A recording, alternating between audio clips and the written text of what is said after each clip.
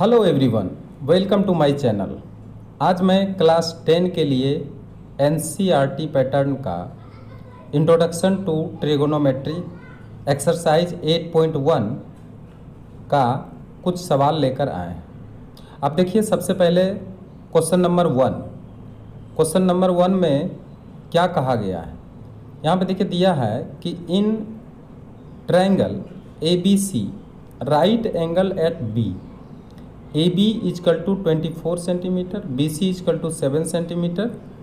तो हमें डिटरमाइन करना है sine A cos A sine C cos C। ठीक है, अब देखेंगे आप इसे किस तरह से सॉल्व कर सकते हैं।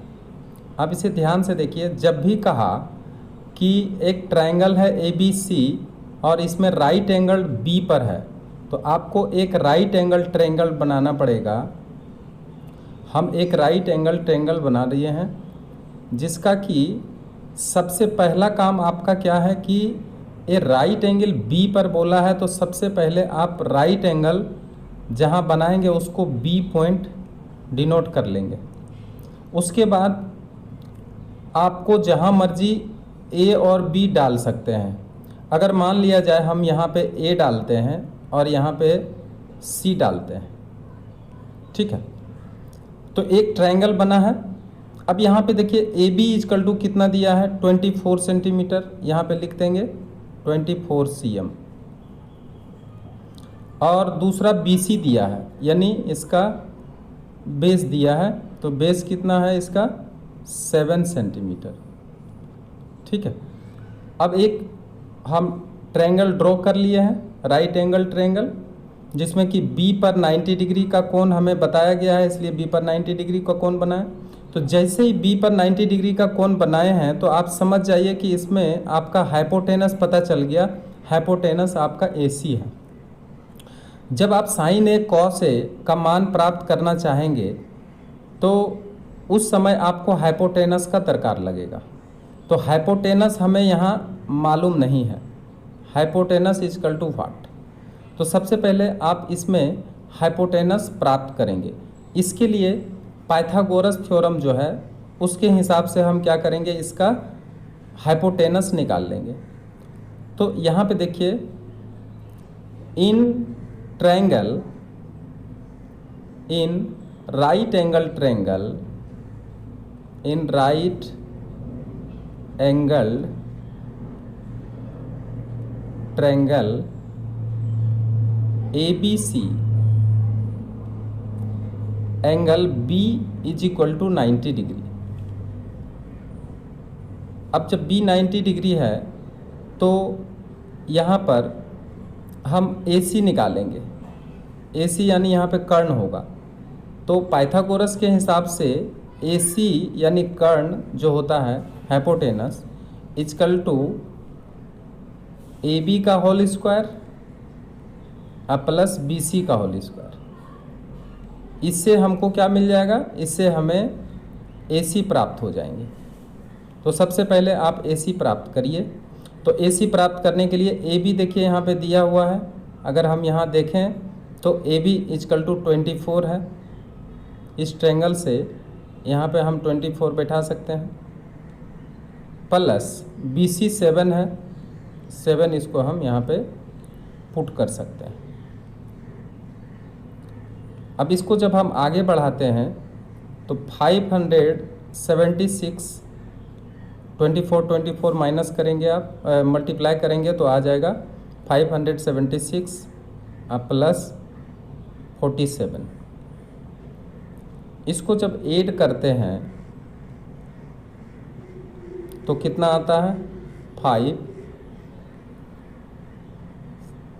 11 12 का 2, बाकी 1 हो गया। फिर इसको हम जोड़ते हैं, 5 और 1 6। देखिए 625 आ गया। तो इसका अगर हम वर्गमूल निकालते हैं, इसका अगर स्क्वायर रूट निकालते हैं, तो इसका स्क्वायर रूट आता है 25 मल्टीप्लाई 25 को अगर हम मल्टीप्लाई करेंगे तो आएगा 625 अब यहाँ पे इसका स्क्वायर रूट निकाल लेते हैं, 5 सेंटीमीटर आया। तो इससे हमें क्या पता चल गया, इसलिए AC हमें पता चल गया, AC बराबर 25 सेंटीमीटर आ गया। तो देखिए जब AC आप निकाल लिए हैं तो बाकी सारे जो इसका रेशियो है वो आप निकाल सकते हैं, लेकिन यहाँ पे सारे रेशियो नहीं निकालना है, यहाँ पे जो दिया हुआ है वही रेशियो आप यहाँ पे निकाल सकते हैं। तो अब बताइए यहाँ पे AC हमें प्राप्त हो गया, ये हमें मिल गया है 25। ठीक, अब आपको ये ध्यान देना होगा कि यहाँ पे देखिए sine A cos A triangle ABC में अगर एक्यूट एंगल A लेते हैं तो A के लिए कौन सा परपेंडिकुलर होता है, कौन सा हाइपोटेनस होता है, ये आपको जानना ज़रूरी होता है। ठीक है, तो ध्यान दीजिए कि अगर हम एंगल A लेते हैं तो इसके सामने वाला जो साइड होता है वो परपेंडिकुलर होता है और हाइपोटेनस कभी चेंज नहीं होता है, इसलिए हाइपोटेनस आपका AC का AC ही रहेगा, चाहे आप साइन कॉस टेन कुछ भी लीजिए, तो हर हालत में AC परिवर्तित नहीं होता है। Hypotenuse can not be changed. इसलिए यहाँ पे देखिए एंगल A के लिए आपका परपेंडिकुलर, बेस और हाइट क्या क्या होगा वो हम यहाँ पे पहले निकालते हैं, उसके बाद आपका मान सही तरीके से मिल जाएगा। तो सबसे पहले एक बार और फिगर ड्रॉ करते हैं, वो आप देख लीजिए और उसके हिसाब से आपको यहाँ पे बताना होगा कि कौन सा ट्रायंगल ABC में एक्यूट एंगल अगर A पकड़ते हैं तो कौन सा हाइपोटेनस होता है। ठीक है, और कौन सा, ये कितना है, ये 25 है, ये 24 है और ये आपका आ गया है 7। ठीक है, CM। अब बताइए एंगल A के लिए, फॉर एंगल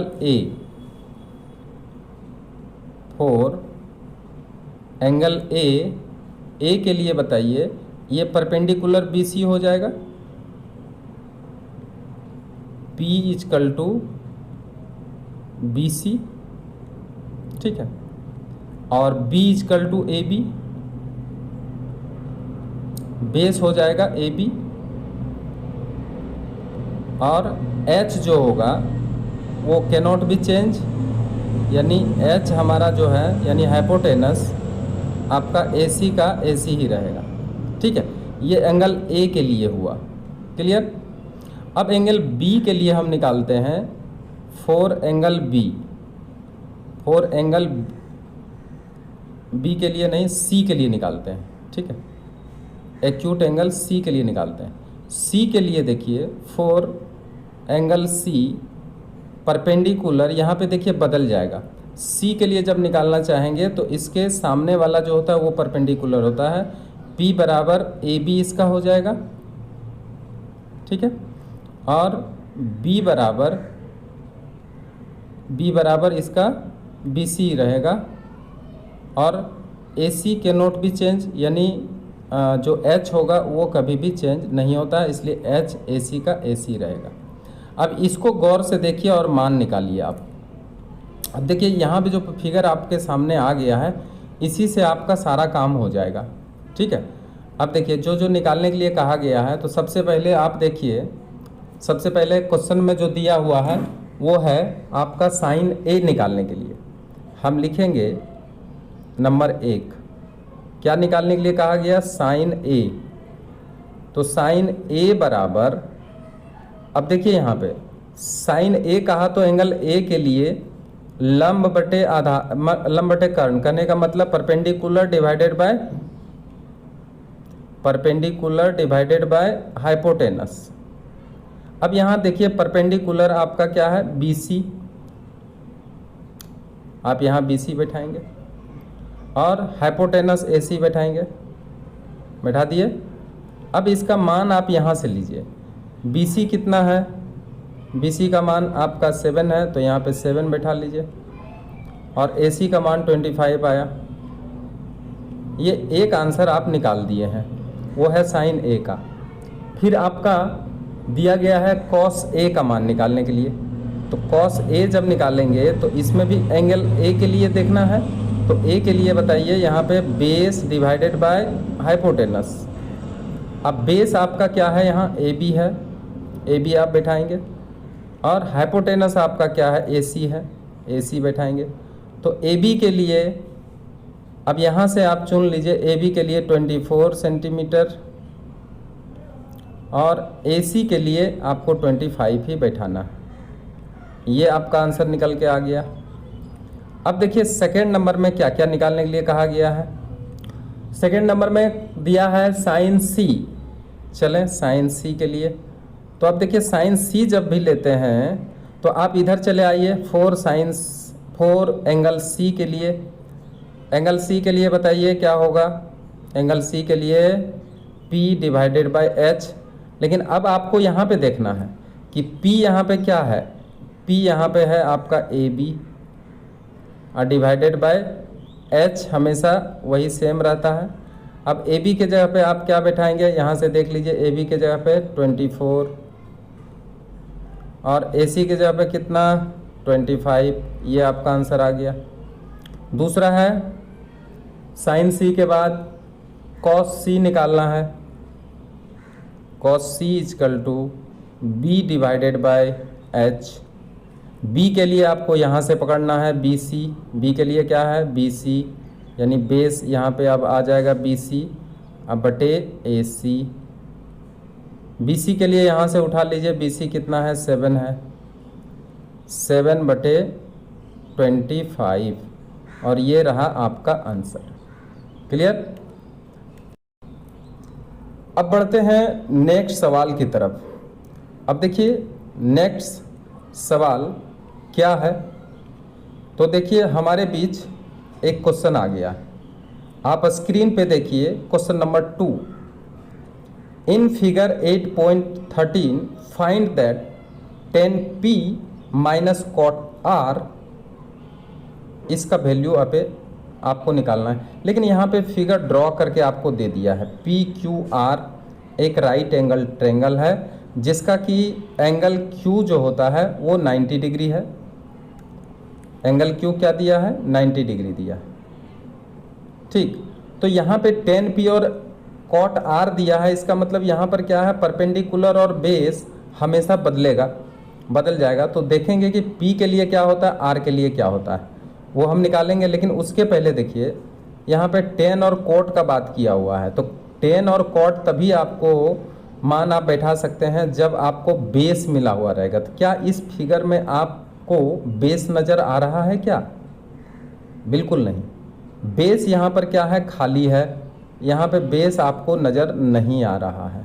तो सबसे पहले आप क्या करेंगे, पाइथागोरस का थ्योरम से, ठीक है, आपको बेस निकाल लेना पड़ेगा। तो in triangle P Q R, angle P Q R is equal to 90 degree. ठीक है, P Q is equal to 12 centimeter, P R is equal to 13 centimeter. ठीक है, और यहाँ पे क्यू आर हमें पता नहीं है। तो राइट एंगल ट्रायंगल में पाइथागोरस क्या बोला है कि पी आर का होल स्क्वायर, अगर हम क्यू आर का होल स्क्वायर निकालना जब चाहेंगे तो हम क्यू आर का होल स्क्वायर ही बैठाएंगे। तो यहाँ पे देखिए क्यू आर का होल स्क्वायर इजकल टू, अगर इसको हम बेस मानते हैं तो बेस का whole square is equal to hypotenuse का होल स्क्वायर माइनस परपेंडिकुलर का होल स्क्वायर। ये कौन बोला है, ये पाइथागोरस। अब यहाँ पे देखिए क्यू आर का whole square is equal to P R के जगह पे आप बैठा सकते हैं 13, ठीक है, माइनस, अब यहाँ पे देखिए पी क्यू के जगह पे आप 12 बैठा सकते हैं और क्यू आर का होल स्क्वायर इजकल टू, इसको हम एक सूत्र में बैठा देते हैं 13 + 12, 13 - 12, ठीक है। A square minus B square is equal to A plus B into A minus B. इस सूत्र के हिसाब से इसको हम क्या किए हैं, तोड़ दिए। अब आपको क्यू आर का whole square is equal to, ये दोनों को जोड़ेंगे तो 25 आएगा, इसको माइनस करेंगे तो 1 आएगा, ठीक है। और क्यू आर अगर निकालना होगा तो आपको अंडर रूट करना पड़ेगा, 25 इंटू 1 25 ही होगा, और Q R is equal to 5 centimeter. तो देखिए हमने अभी क्या किए हैं, क्यू आर का मान निकाल लिए। तो क्यू आर का मान कितना आ गया है, यहाँ पे आ गया है 5 सेंटीमीटर। अब जब ये 5 सेंटीमीटर आ गया है तो अब आपको ये देखना होगा, ठीक है, अब आपको ये देखना होगा कि यहाँ पे P और कॉट R के लिए, tan P और कॉट R के लिए, तो आपको यहाँ एक फिगर हम ड्रॉ करते हैं। इसमें आपको ध्यान से देखना पड़ेगा कि P और R का मान हमें पूछा गया है। तो ये जो P और R का मान है, यहाँ P है, Q है और R है। तो R के लिए और P के लिए कौन कौन सा आपका परपेंडिकुलर बनेगा, हाइपोटेनस बनेगा, ठीक है। ये 12 हुआ और ये 13 हुआ, और अभी अभी निकल के आया है ये 5 सेंटीमीटर, ठीक। तो देखिए एंगल, फोर एंगल P।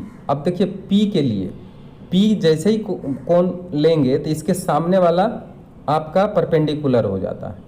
तो यहाँ पर P perpendicular is equal to Q R is equal to 5, ठीक है, एंगल P के लिए है। अच्छा, बेस क्या होगा इसके लिए, बेस हो जाएगा PQ, और ये आपका है 12 सेंटीमीटर, और H क्या होगा इसके लिए, PR, और यहाँ पे हो जाएगा 13 सेंटीमीटर, ठीक है। तो हमें जो मान निकालना है tan P minus cot R, तो हम R के लिए भी निकाल लेंगे, फोर एंगल R के लिए क्या हो जाएगा, फिर सारा बदल जाएगा। देखिए P बराबर R के लिए, यहाँ देखिए R एंगल जब भी लेंगे तो P हो जाएगा, यानी परपेंडिकुलर PQ हो जाएगा, PQ इजकल टू 12 सेंटीमीटर।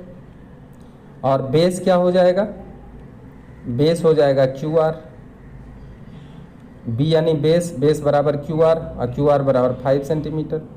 और हाइपोटेनस कैनॉट बी चेंज, तो हाइपोटेनस यानी H बराबर जो होगा वो सेम रहेगा, यानी PR का PR ही रह जाएगा, और इतना बराबर 13 सेंटीमीटर आएगा। अब देखिए आपको निकालना क्या है, हमें निकालना है tan P minus cot R, tan P minus cot R, ठीक है। अब देखिए tan का मतलब होता है P बटे B, ठीक है। लेकिन यहाँ पे देखिए P बटे B जो होता है यानी परपेंडिकुलर डिवाइडेड बाय बेस, तो यहाँ P के लिए आपको लेना है, तो परपेंडिकुलर डिवाइडेड बाय बेस अगर हम देखें तो हम यहाँ पे क्या है कि परपेंडिकुलर P बराबर 5 है, तो हम डायरेक्ट यहाँ पे 5 बैठा दें, और यहाँ पे देखिए बेस इसका 12 बैठा दें यहाँ पे, माइनस। अब देखिए कॉट R के लिए यहाँ पे हम पहले ही लिख के रखे हैं, तो देखिए कॉट R के लिए आपको क्या चाहिए कि बेस डिवाइडेड बाय परपेंडिकुलर, तो बेस यहाँ पे कितना है 5, और परपेंडिकुलर कितना है, परपेंडिकुलर यहाँ पे 12 है। अब आप ये देखेंगे कि 5 बटे 12 और यहाँ भी 5 बटे 12 है, तो दोनों क्या है, दोनों सेम है और प्लस माइनस में है, तो इसको कुछ करने की आवश्यकता नहीं है, आप इसे आराम से काट सकते हैं और इज इक्वल टू 0 आंसर लिख सकते हैं। इसलिए tan P minus cot R is equal to 0, और यही हो गया आंसर। क्लियर। तो इस तरीके से हम बड़ी आराम से सॉल्व कर सकते हैं सवाल को। आगे बढ़ते हैं। आगे बढ़ने के बाद देखिए एक लंबी दूरी तय करने के बाद एक सवाल हमें मिला है, वो है सवाल नंबर 3। अब देखिए सवाल नंबर 3 में क्या कहा है, if sine A is equal to 3/4 calculate cos A into 10a। हमें यहाँ पे निश्चित कर दिया है कि कॉस ए का मान निकालिए और 10a का मान निकालिए। तो हमें दिया क्या है, इस तरह का सवाल में आपको कहीं निश्चित रूप से नहीं दिया हुआ है कि इसी को आपको मानना पड़ेगा, ठीक है। इसलिए हम यहाँ पे सबसे पहले एक ट्रायंगल ABC बनाएंगे, क्योंकि ये सारा समकोण त्रिभुज का ही खेल है, सारा राइट एंगल ट्रायंगल का ही खेल है। इसलिए सबसे पहले राइट एंगल बना लेंगे। साइन कॉस का जब भी बात आए तो आपको एक राइट एंगल ट्रायंगल बना लेना पड़ेगा, ठीक है। अब देखिए यहाँ पे साइन ए बोला गया, तो साइन ए मान लिया जाए ये एंगल ए है आपका, तो इसके लिए इसके लिए देखिए ये परपेंडिकुलर होगा, ठीक है, और ये हाइपोटेनस, और ये क्या होगा, बेस होगा, क्योंकि यहाँ पे देखिए एंगल ए लिखा है, ठीक है। Calculate cos A 10a, cos A और 10a का मान निकालेंगे। तो सबसे पहले देखिए दिया क्या है, साइन ए यहाँ पे लिखेंगे given sine A is equal to 3/4 is equal to sine का मतलब होता है परपेंडिकुलर, यहाँ शॉर्ट में हम लिखते हैं परपेंडिकुलर डिवाइडेड बाय एच, ठीक है। तो साइन ए जब दिया हुआ है तो परपेंडिकुलर और हाइपोटेनस हमें दिया हुआ है, ठीक है। अर्थात यहाँ पे अगर हम देखें तो यहाँ पे हमें प्राप्त हो गया P बराबर 3 है और H प्राप्त हो गया, H बराबर 4 है, ठीक है। तो अब देखिए यहाँ पे जैसे ही cos और tan का बात होता है तो उसमें आपको B लगेगा ही लगेगा, और cos का है तो उसमें भी B लगेगा, तो B आपको हर हालत में यहाँ पे निकालना ही पड़ेगा, ठीक है। तो B निकालने के लिए हमें जो मिला है वो क्या क्या है, in triangle ABC AB is equal to base is equal to what, BC is equal to perpendicular is equal to 3 और AC is equal to hypotenuse is equal to 4। इसका मतलब बेस हमें निकालना है, ठीक है, क्योंकि यहाँ पे P और H मिल गया है, हमें बेस निकालने की आवश्यकता है। तो बेस का जो सूत्र है उसके हिसाब से अगर हम निकालें तो चूँकि B बराबर यानी बेस बराबर H² minus P² under root, तो H के जगह पे यहाँ पे देखिए कितना है, 4 है, तो 4 का होल स्क्वायर करेंगे। अब P के जगह पे यहाँ पे कितना है, 3 है, 3 का होल स्क्वायर करेंगे, ठीक है। आगे बढ़ते हैं। आगे बढ़ने से देखिए हमें क्या मिला, 16 मिला और यहाँ पे 9 मिला,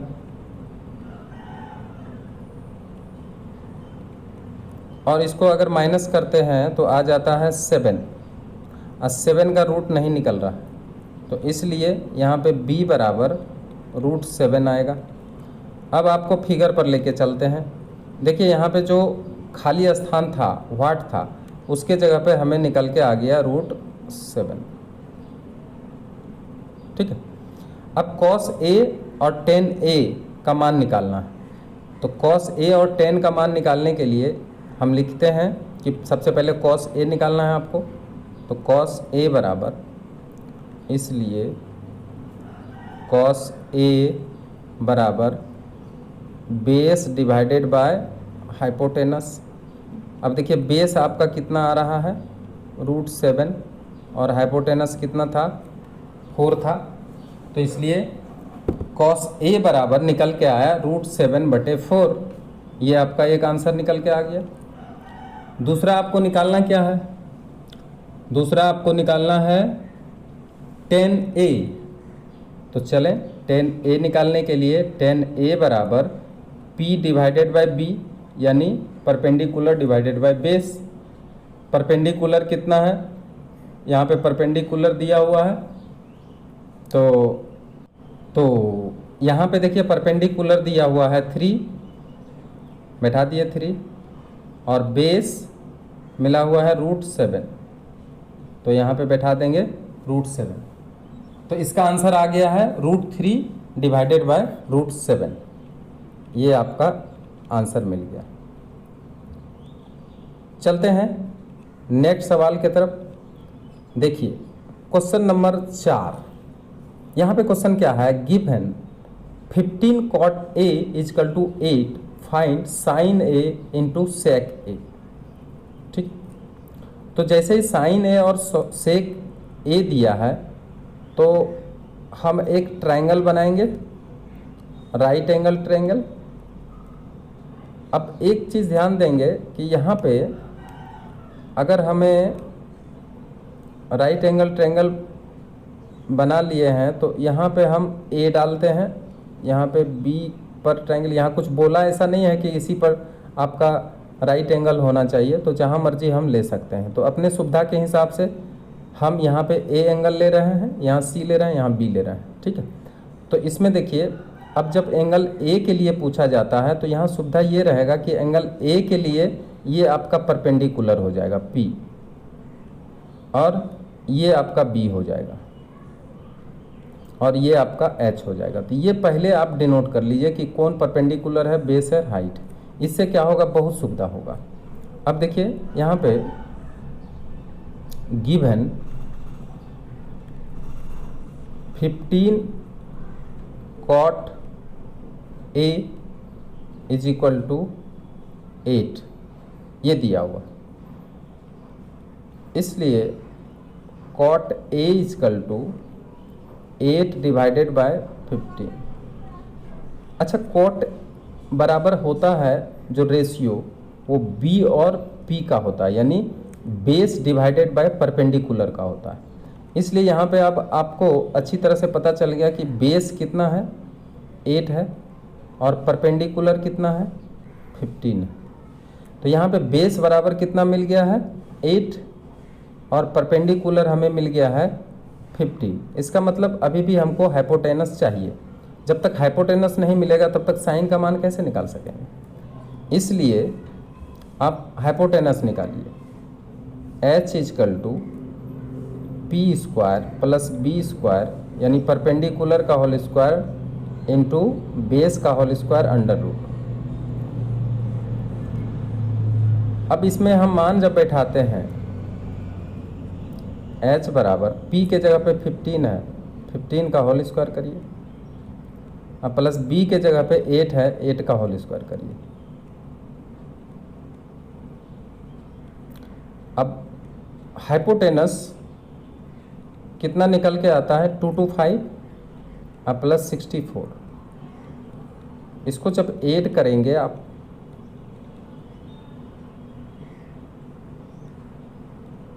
इसको जब ऐड करेंगे तो यहाँ पे निकल के आएगा 4598। ठीक है, और आप जानते हैं कि इसका एक स्क्वायर राशि है 289, जो 17 को 17 से मल्टीप्लाई करने के बाद प्राप्त होता है। इसलिए H = 17 निकल के आ गया। इसका मतलब यहाँ पे क्या है कि ये H का मान 17 है, यानी इसका हाइपोटेनस जो होता है वो यहाँ पे 17 आ गया। हाइपोटेनस इसका कितना आ गया, 17 आ गया। अब हाइपोटेनस जब पता हो गया तो अब जो भी मान निकालने के लिए कहा जाएगा आप निकाल सकते हैं। देखिए परपेंडिकुलर 15 है, बेस 8 है, और हाइपोटेनस 17 है। ठीक है, क्या क्या आपको मिल गया है, हाइपोटेनस मिल गया 17, यहाँ A है, यहाँ B है, और यहाँ C है। हाइपोटेनस 17 मिल गया, और परपेंडिकुलर आपको मिल गया है कितना 15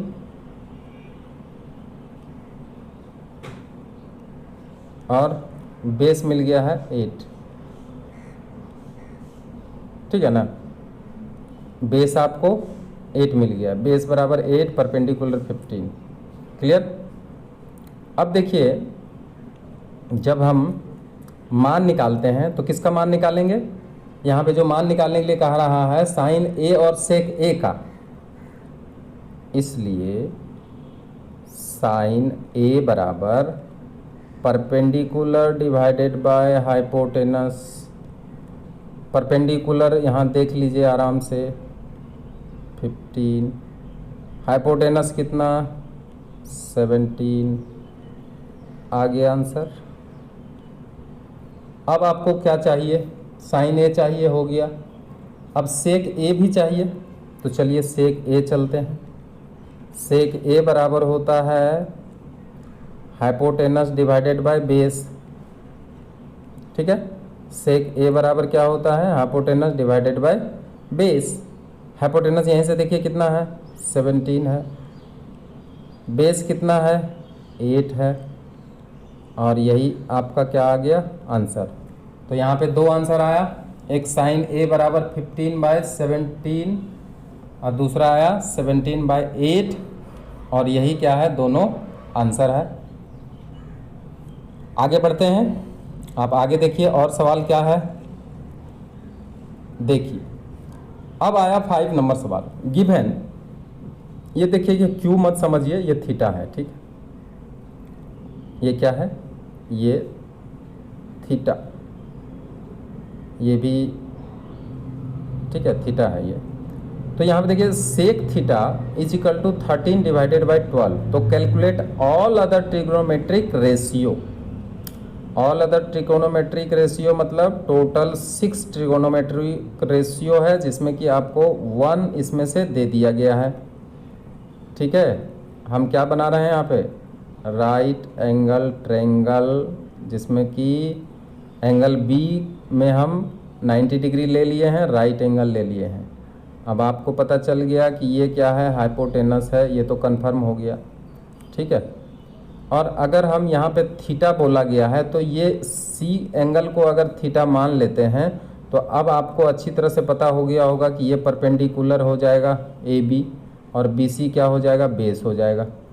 तो अगर सेक हाइपोटेनस कितना है ये अभी ही पता चल जाएगा, इसको वाट देने की आवश्यकता नहीं है। देखिए यहाँ पे given sec theta is equal to 13 divided by 12। अब सेक थीटा बराबर h divided by B, sec theta बराबर h डिवाइडेड बाई बी, इसलिए हाइपोटेनस इज इक्वल टू 13 और बेस इजकल टू 12। ठीक है, तो अब जो अन्य मतलब बाकी सभी रेशियो निकालने के लिए आपको h तो लगेगा ही लगेगा, h नहीं आपको p तो लगेगा ही लगेगा, क्योंकि यहाँ पे देखिए h हमें मिल गया, h कितना मिल गया, देखिए 13 मिल गया, यहाँ पे लिख दीजिए 13 सुविधा होगा। b 12 लिख दिए हैं, ये बेस है, ये हाइपोटेनस है। आपको परपेंडिकुलर निकालना है, चूँकि परपेंडिकुलर बराबर हाइपोटेनस का होल स्क्वायर बेस का होल स्क्वायर। ये आप पाइथागोरस थ्योरम में पढ़ चुके हैं कि perpendicular is equal to hypotenuse का होल स्क्वायर माइनस बेस का होल स्क्वायर। ये कहाँ से आता है, हाइपोटेनस का whole square is equal to perpendicular का होल स्क्वायर प्लस बेस का होल स्क्वायर। ठीक है, तो इस हिसाब से आपको यहाँ पे मान रखना पड़ेगा और p का मान निकाल लेना पड़ेगा। तो देखिए p बराबर क्या निकल के आ रहा है, p बराबर h के जगह पे आपको बैठाना होगा 13 का होल स्क्वायर माइनस 12 का होल स्क्वायर, अंडर रूट कर देते हैं। p is equal to 13 plus 12, 13 minus 12, इससे आपको मल्टीप्लाई करने से आप बच जाएंगे। एक सूत्र इस्तेमाल करें, ए स्क्वायर प्लस बी स्क्वायर बराबर ए प्लस बी ए माइनस बी। इससे आपको मल्टीप्लाई करने से बचेंगे। जोड़ दीजिए इसको, 25 into 1 under root is equal to 5। ठीक है, पॉजिटिव मान है 5। अब देखिए आपको यहाँ सारा चीज़ मिल गया है, h मिल गया है, b मिल गया और p मिल गया। जब सारा चीज़ मिल ही गया है तो आप बारी बारी से सबका मान निकाल सकते हैं। तो हमें सेक मिला है तो सेक छोड़ करके बाकी सबका मान निकाल सकते हैं। देखिए इसलिए साइन थीटा, यहाँ पे थीटा दिया हुआ है इसलिए थीटा का प्रयोग करेंगे आप। साइन थीटा बराबर p बटे h। p के लिए आपके सामने 5 है, h के लिए यहाँ देखिए आपके सामने 13 है। एक आंसर आ गया। कॉस निकालना है, चलिए कॉस निकाल लीजिए। Cos theta is equal to b by H. b यहाँ पे आपके सामने 12, h कितना 13, ये भी आपका आंसर आ गया। चलिए tan निकालना है, tan theta p divided by b। p कितना 5, b कितना, यहाँ से देखिए 12 आ गया आंसर। कॉट निकालना है, कॉट थीटा, इसी को उलट दीजिए b बटे p, इसी को उलट दीजिए 12 बटे 5, ये आपका आंसर आ गया है। और क्या निकालना है, एक और निकालना है ना, और एक निकालना है, वो क्या है, वो है कोसेक। कोसेक थीटा, साइन देख लीजिए आप, उसी को उलट दीजिए। h कितना, p कितना। तो देखिए कितनी आसानी से इस मान को निकाला जा सकता है। तो सारा रेशियो जो कहा गया है, sine theta 5/13, cos theta 12/13, tan theta 5/12, cot theta 12/5, cosec theta 13/5, ये आपका निकल के आ गया आंसर। क्लियर है? आगे बढ़ते हैं। अब आगे बढ़ने के बाद देखिए आपके स्क्रीन पर एक सवाल आया है, 6 नंबर का सवाल। ये एल नहीं है, ये एंगल है। पहले हम बता दिए ये एल नहीं है, क्या है, एंगल है। ठीक है, एंगल, ये इस तरह से एंगल है, ये भी एंगल है। देखिए यहाँ पे angle A angle B are acute angle such that cos A is equal to cos B, then so that angle A is equal to angle B। हमें एंगल B और एंगल A बराबर साबित करना है। यदि एक राइट एंगल ट्रायंगल में angle A और B का मान हमें बताना है कि ये दोनों एंगल A और एंगल B, मान लीजिए ये A है, ये B है और ये C है। ठीक है, इसमें हम राइट एंगल ले लेते हैं। हमको ये साबित करना पड़ेगा कि ये जो एंगल है और ये जो एंगल है ये दोनों बराबर। तो ये एंगल बराबर होने का मतलब क्या हुआ कि अगर आप समझते हैं कि एक त्रिभुज, एक ट्रायंगल के अंदर अगर दो साइड बराबर होता है तो दो एंगल भी बराबर हो जाता है। तो ये जो एंगल है इसके सामने का साइड BC और ये जो B एंगल है इसके सामने का साइड AC है। तो यदि किसी कारण से हम BC इजकल टू AB कर पाएँ तो निश्चित रूप से angle A is equal to angle B हो जाएगा। ये हम लोग पहले से ही जानते हैं कि किसी भी ट्रायंगल का अगर दो साइड बराबर हो तो उसके अपोजिट जो एंगल होते हैं वो भी आपस में बराबर हो जाते हैं। तो उसी सिद्धांत को लेकर हम आगे बढ़ेंगे। ठीक है, तो यहाँ पर क्या, यहाँ पे देखिए सबसे फिगर में क्या क्या है। इन फिगर हम जो ड्रॉ किए हैं उसमें देखिए राइट एंगल ट्रायंगल ABC में क्या देख रहे हैं, angle A C B equal to 90 degree. उसके बाद एंगल ए और बी एक्यूट एंगल है, angle A and angle B are acute angle. ठीक है, हमें साबित करना है कि एंगल ए बराबर एंगल बी होगा। ठीक है, तो इसके लिए यहाँ पे ध्यान दीजिए, अकॉर्डिंग टू क्वेश्चन क्या आपको मिला है वो देख लीजिए। अकॉर्डिंग टू क्वेश्चन मिला है cos A equal to cos B, मिला है ना। तो अब यहाँ ध्यान दीजिए कि कॉस ए में एंगल ए के लिए, ये फिगर आप गौर से देखिए, एंगल ए के लिए ये हो गया परपेंडिकुलर, ये हो गया बेस और ये हो गया हाइपोटेनस। क्योंकि जो एंगल हम लेते हैं उसके सामने वाला जो होता है वो परपेंडिकुलर हो जाता है। तो यहाँ पे कॉस ए है तो इसका मतलब हमें बेस और हाइपोटेनस लेना है।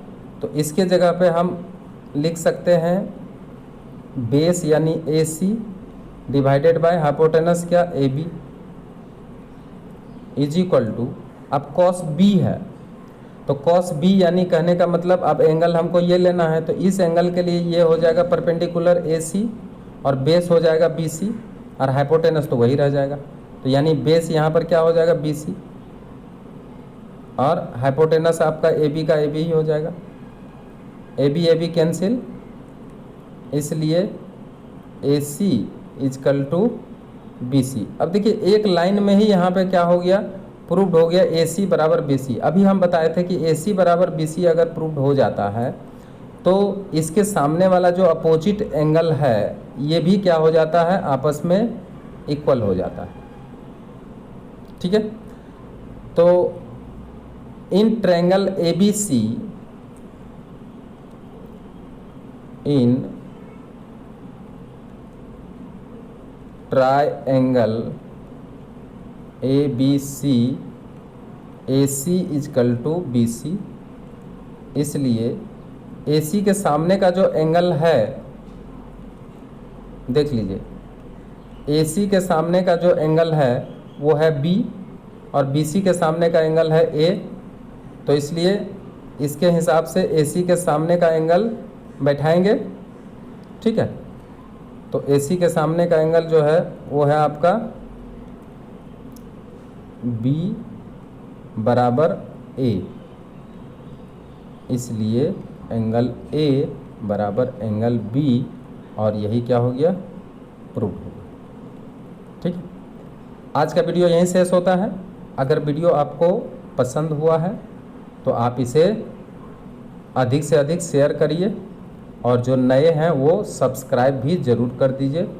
Thank you very much.